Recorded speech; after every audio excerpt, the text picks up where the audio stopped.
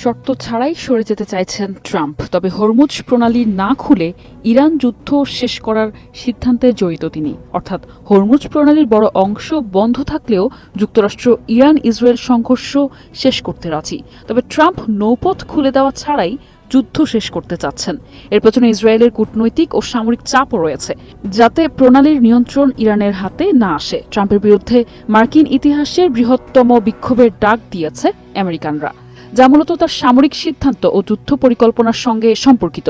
এই পরিস্থিতিতে ট্রাম্পকে যে ক্লাসিক্যাল ট্র্যাপে ফেসে যেতে হচ্ছে তা হল রাজনৈতিক, কূটনৈতিক ও নিরাপত্তার চাপ একসাথে।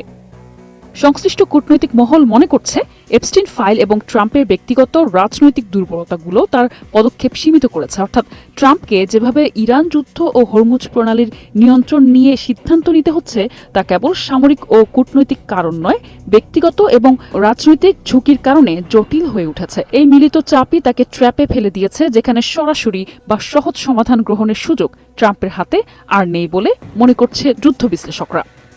এদিকে সোমবার ট্রাম্প দাবি করেন যুদ্ধ শেষ করার আলোচনায় বড় অগ্রগতি হয়েছে। তিনি সতর্ক করে বলেছেন, যদি কোনো চুক্তি না হয় এবং ব্যবসার জন্য হরমুজ প্রণালী অবিলম্বে খুলে দেওয়া না হয়, তবে যুক্তরাষ্ট্র ইরানের বিদ্যুৎ উৎপাদন কেন্দ্র তেলকুপ এবং খার্ক দ্বীপ সম্পূর্ণ ধ্বংস করে দেবে।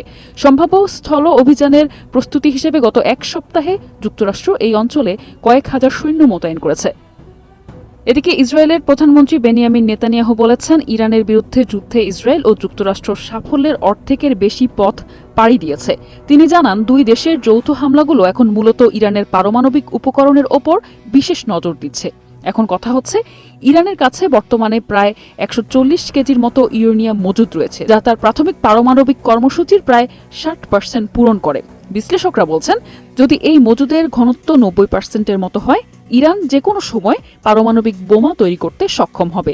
এর আগে অপারেশন মিডনাইট হ্যামারের সময় যুক্তরাষ্ট্র 3টি স্থাপনায় হামলা চালিয়েছিল এবং দাবি করেছিল সব নিউক্লিয়ার প্ল্যান্ট ধ্বংস করা হয়েছে। তবে বাস্তবে এটি প্রায় অসম্ভব, কারণ অনেক প্ল্যান্ট পাহাড়ের নিচে এবং গভীর সমুদ্রে নিরাপদ স্থানে নির্মিত, যা তাদের কার্যক্রমকে অনলাইন নিয়ন্ত্রিত নিউক্লিয়ার ক্রিয়াকলাপ হিসেবে রক্ষা করে।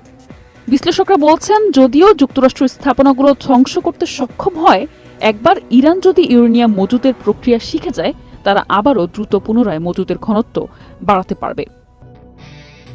এদিকে যদি ইরান কোনোভাবে পারমাণবিক শক্তি শান্তিপূর্ণ ব্যবহারের আন্তর্জাতিক চুক্তি treaty on non proliferation of nuclear weapons বা এনপিটি থেকে বেরিয়ে আসে, তাহলে তারা আইএইএ এর নিয়ন্ত্রণের বাইরে চলে যাবে। আইএইএ হল পারমাণবিক শক্তি শান্তিপূর্ণ ও নিরাপদ ব্যবহারের জন্য প্রধান আন্তর্জাতিক সংস্থা, যা সদস্য দেশগুলোর উপর নজর রাখে। সদস্য দেশ থাকলে তাদের অনুমতি ছাড়া পারমাণবিক বোমা কেউ তৈরি করতে পারবে না। কিন্তু ইরান যদি এই সংস্থা থেকে বেরিয়ে এসে তাদের পারমাণবিক কার্যক্রম চালায়, তবে কোনো আন্তর্জাতিক সংস্থা তাদের কার্যক্রমে হস্তক্ষেপ করতে পারবে না এবং ইরান জবাবদিহি করতে বাধ্য হবে না। এক্ষেত্রে ইরান সম্পূর্ণ স্বায়ত্তশাসিত পারমাণবিক শক্তিধর দেশ হয়ে উঠবে, যা ইসরায়েলের জন্য সবচেয়ে বড় হুমকি হিসেবে দেখা দেবে। ইসরায়েল সহ পরাশক্তিধর দেশগুলো চাইছে না ইরান শক্তিশালী হয়ে উঠুক, কারণ মধ্যপ্রাচ্যে ইসরায়েলের অস্তিত্বই ঝুঁকির মুখে পড়তে পারে। তাই ইসরায়েল চায় না ইরান স্বাধীনভাবে পারমাণবিক শক্তিধর হোক। তাদের জন্য ইরানই মূল থ্রেট হিসেবে বিবেচিত।